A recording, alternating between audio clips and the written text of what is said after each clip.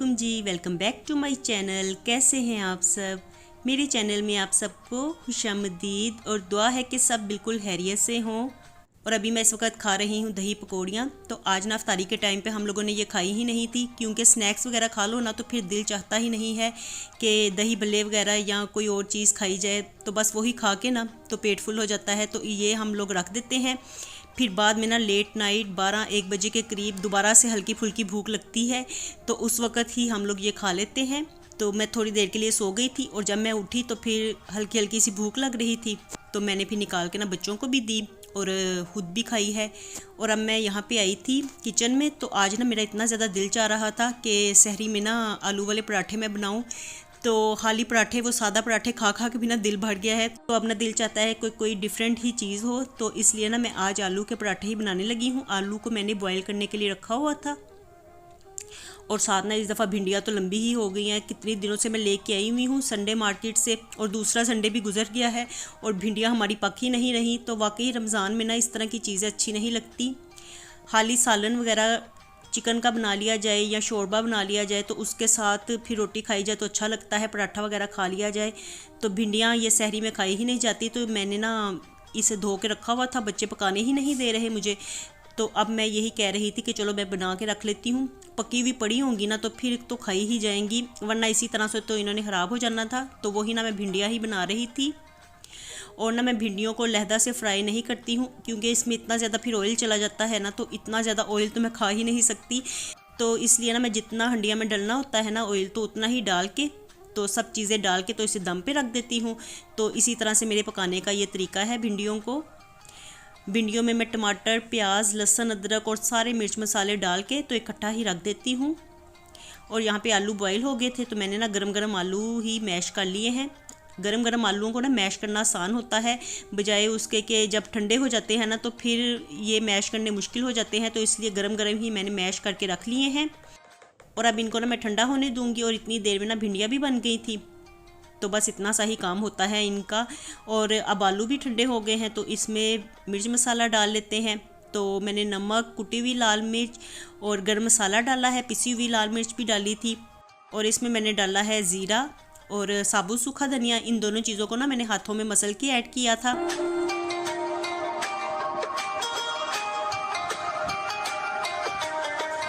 और अब इसमें ना मैंने एक बड़े साइज़ का प्याज चॉप करके डाल दिया था, और साथ में हरा धनिया डालूंगी। हरी मिर्चें इसमें मैंने नहीं डाली थी, क्योंकि एक तो इसके साथ रोटियां फट जाती हैं, और दूसरा ना मेरे बच्चों को भी अच्छी नहीं लगती हरी मिर्चें, तो इसलिए मैंने ऐड नहीं की।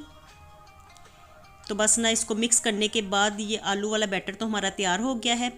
तो पेड़े तैयार करके मैंने रख लिए थे। मैंने कहा कि जल्दी जल्दी से बैटर तैयार करके तो फटाफट से मैं फिर पराठे बनाती जाऊंगी आलू वाले। और देखिए आज मैं ना इसे एक पेड़े के साथ ही बनाने लगी हूँ। वैसे मोस्टली ना मैं 2 पेड़ों के साथ बनाती हूँ, लेकिन ना अब मैंने इस तरह से ट्राई करना शुरू किया है, और इस तरह से भी अल्हम्दुलिल्लाह अच्छे पराठे बन जाते हैं। तो देखिए ये एक पेड़ा मैंने कर लिया है, और इसके अंदर ना स्टफिंग कर दी है आलू की। और अब ना इसको मैं बना के इसी तरह से सारे पेड़े तो मैंने रख लिए थे। और अब मैं जो पहला पेड़ा किया था ना उसको बेल के तो डाल दूंगी। तवा भी मैंने गर्म करने के लिए रख दिया था। तो इस तरह की चीज़ें ना सहरी में करारी करारी सी थोड़ी सी अच्छी लगती हैं, क्योंकि रोज़ा रख के ना तो मुंह का टेस्ट काफ़ी फीका फीका हो जाता है। तो इस तरह की करारी करारी चीज़ें सहरी में अच्छी लगती हैं। बस इसमें मैंने मिर्च मसाला को इतना ज़्यादा नहीं डाला, लेकिन फिर भी हल्की फुल्की स्पाइस तो अच्छी ही लगती है। तो देखिए यहाँ पे मज़ेदार सा हमारा पराठा बन गया है। और आलू वाले पराठे इस तरह से इतने अच्छे बने थे ना, मैं कम ही इस तरह से बनाती हूँ एक पेड़े के साथ, लेकिन आज तो माशाल्लाह मुझे इतना ज़्यादा अच्छा लगा ना। एक तो जल्दी भी बन जाते हैं, और दूसरा ना ये रोटी काफ़ी ना पराठा फूलने भी लगा था। तो मैंने कहा कि ये तरीका ना, ये भी तरीका अच्छा है। दूसरा तरीका भी अच्छा है जो मैं 2 रोटियों के साथ, 2 पेड़ों के साथ बनाती हूँ, वो तरीका तो मैं शुरू से ही आजमा रही हूँ, लेकिन अब ना इस तरह से मैं बनाऊँगी।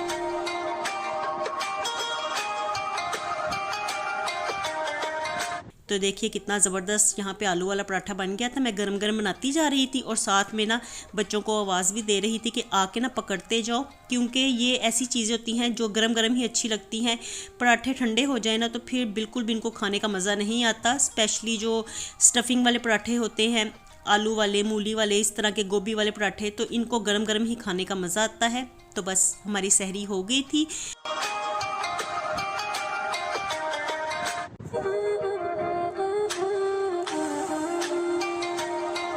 और अब ये मैं ना ज़ोहर के टाइम पे दाल भिगोने लगी हूँ। तो शामी जो मैंने रमज़ान से पहले बना के रखे हुए थे ना, तो वो अब बिल्कुल ख़त्म होने वाले थे। बस उसमें से ना 4-5 ही रह गए थे, तो मैंने कहा कि ये खाए जाते हैं, बच्चे खुश होके खा लेते हैं। तो चिकन का ये ब्रेस्ट पीस पड़ा हुआ था, तो मैंने ना जल्दी से भी शामी बनने के लिए रख दी। दाल मैंने भिगो दी थी और पानी में मैंने चिकन और मिर्च मसाला सारा डाल के बेसिक वाला, और साथ में खड़े मसाले भी डाले हैं। और खड़े मसालों में मैंने दालचीनी, बादियान का फूल और बड़ी इलायची डाली है, साथ में लहसुन अदरक की पेस्ट डाल दी है। और मिर्च मसालों में वही नमक, मिर्च, कुटी हुई लाल मिर्च, हल्दी और पिसा हुआ सूखा धनिया थे। और अब साथ ही ना मैंने एक प्याज भी इसमें डाल दिया है। तो प्याज ना स्टार्टिंग में मैं कम डालती हूँ, क्योंकि बाद में ना फिर मैं प्याज का ना मसाला बना के ऊपर से डालती हूँ शामी में। और अब इसमें दाल ऐड करके तो मैं इकट्ठा ही दाल और चिकन को सीटी लगा दूँगी। तो बस ये ना 7-8 मिनट के लिए मैं सीटी लगाने लगी हूँ। और देखिए पानी मैंने मुनासिब ही ऐड किया हुआ था, और इतनी देर में ना मैंने प्रेशर खोला तो पानी बिल्कुल खुश्क हो गया था और दाल भी बिल्कुल गल चुकी थी। तो अल्हम्दुलिल्लाह से काफ़ी अच्छा ना बैटर ये तैयार हो गया था। तो शामी वाले बैटर को ना मैंने इसी तरह से ना प्रेशर में पीस लिया था। जो हमाम दस्ते वाला दस्ता होता है ना, तो उसके साथ ही मैंने पीस लिया था, क्योंकि बैटर गरम गरम नरम होता है तो जल्दी पीसा जाता है।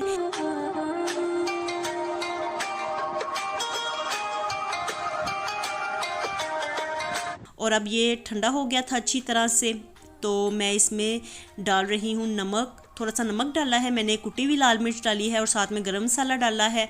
और मैंने 2 प्याज बड़े बड़े चॉप करके डाल दिए हैं। साथ में मैंने इसमें हरी मिर्चें क्रश करके डाली हैं और हरा धनिया डाल के, तो अब मैं पुदीना काट के डाल रही हूँ। तो ये जो सारा हरा मसाला डलता है ना, इसकी वजह से शामी का टेस्ट इतना ज़बरदस्त बन जाता है ना, इतने मज़े के लगते हैं ना। स्पेशली आप इसमें पुदीना ज़रूर ऐड किया कीजिए, क्योंकि पुदीने का फ्लेवर एक तो ज़बरदस्त भी बड़ा लगता है, और दूसरा ना वैसे भी रमज़ान में पुदीने का इस्तेमाल करना चाहिए, हाजमा ठीक रहता है। तो देखिए अब मैं बैटर इसको अच्छी तरह से मिक्स कर दूँगी। और ना बैटर आज काफ़ी ज़्यादा था, क्योंकि मैंने ना किलो दाल के शामी बनाए हैं, तो माशाल्लाह से सारा बैटर तैयार हो गया था। और ना अब जल्दी से मैंने शामी बना के तो अब मैं रखती जा रही हूँ। मैं ना यही चाह रही थी कि एक ही ट्रे में रखूँ, तो इसलिए ना मैंने शॉपिंग बैग काट के तो ये फर्स्ट लेयर लगा दी है इसकी, इसके ऊपर मैं शामी बना के रखती जाऊँगी। तो इस तरह से ना फ्रीज़र में स्पेस कम लगेगी और एक ही ट्रे में ना सारे शामी आ जाएंगे। तो देखिए मैंने सारे तैयार कर लिए थे, और अब मैं आई थी बाहर टेरेस में।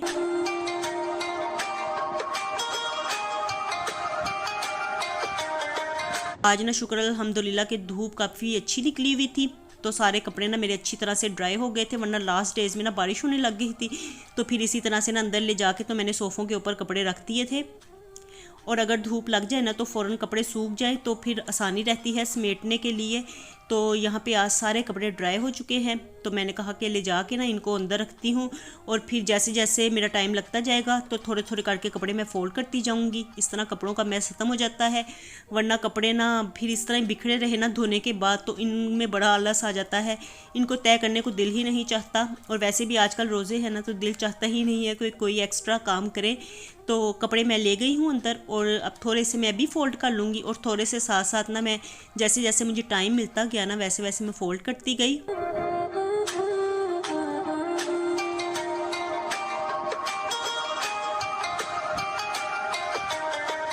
और ये जो इफ्तारी से पहले का टाइम होता है ना, इस वक्त इंसान बड़ा ज़्यादा सुस्त होता है, लेकिन फिर जैसे ही 4 बजे के करीब का टाइम होता है तो एकदम से ही ना इंसान में फुर्ती आ जाती है, तो फिर पता नहीं कहाँ से एनर्जी भर जाती है, तो फिर फटाफट से सारे काम हो जाते हैं। लेकिन ज़ोहर के बाद का टाइम वो बड़ा टाइम सुस्ती वाला होता है, उस टाइम में कुछ भी करने को जी नहीं चाहता।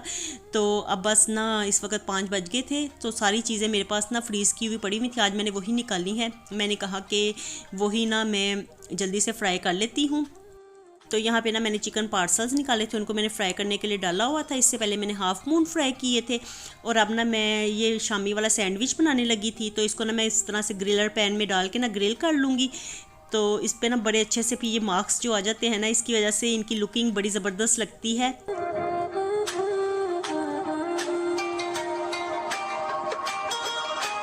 तो देखिए यहाँ पे मैंने हाफ़ मून भी फ्राई कर लिए हैं, चिकन पार्सल्स भी फ्राई हो गए हैं, और अब मैं थोड़े से समोसे कर लूँगी। तो आज मैंने ना एक बड़ा सा प्लेटर ही बना लिया है। मैंने कहा कि इसी में सारी चीज़ें डाल लेते हैं, अलग-अलग क्या डालनी है इसी में ही डाल के तो ले जाते हैं। तो फिर ना बच्चों को भी अपना प्लेटर बनाने में आसानी रहती है।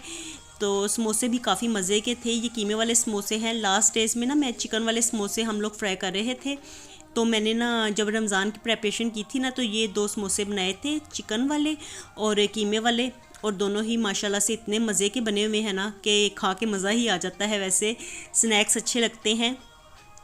और देखिए सैंडविच भी तैयार हो गया था, तो बड़ा ज़बरदस्त इस पर ना मार्किंग आई थी, तो मैंने ना इस तरह से इन्हें कट कर लिया है। और वैसे भी ना इफ्तारी में इस तरह से कट किए हुए सैंडविच अच्छे लगते हैं, बड़े बड़े अच्छे नहीं लगते। तो देखिए बस ये हमारी इफ्तारी तैयार हो गई है अल्हम्दुलिल्लाह।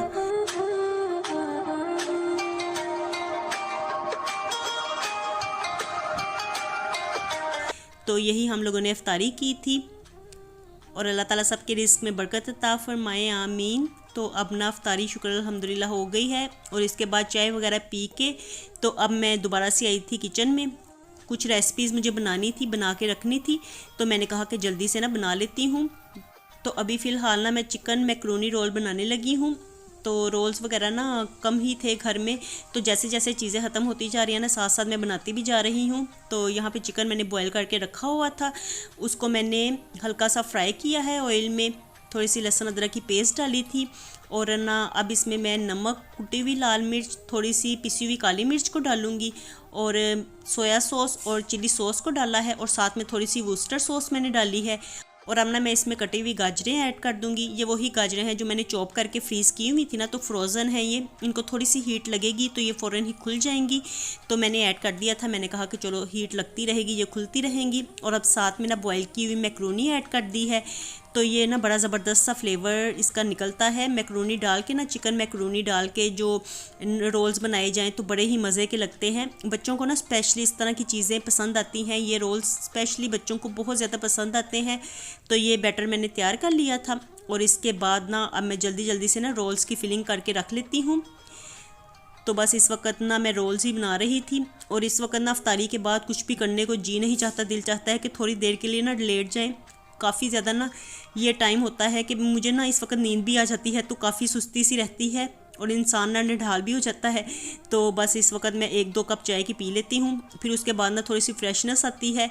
तो साथ साथ मैं ना ये रोल बनाती जा रही थी, मैंने कहा कि इनका काम ना ख़त्म किया जाए, ये बना के फ्रीज़ किए हुए होंगे ना तो फिर आसानी रहेगी, कल यही हम लोग अफ्तारी में फ्राई कर लेंगे। तो ये आप लोग इस रेसिपी को ज़रूर ट्राई कीजिएगा, बड़े ही ज़बरदस्त बनते हैं। और देखिए कितने अच्छे रोल बने हैं ना, और वैसे भी जो बाज़ार की पट्टियाँ होती हैं ना, उसके रोल बड़े ही करारे बनते हैं। तो चलिए जी, यहीं तक था मेरा आज का व्लॉग पसंद आए तो लाइक और शेयर ज़रूर कीजिएगा। मिलती हूँ आपसे दोबारा नए व्लॉग के साथ। खुश रहिए जी, आबाद रहिए, अपना बहुत सा ख्याल रखिएगा। अल्लाह हाफिज़।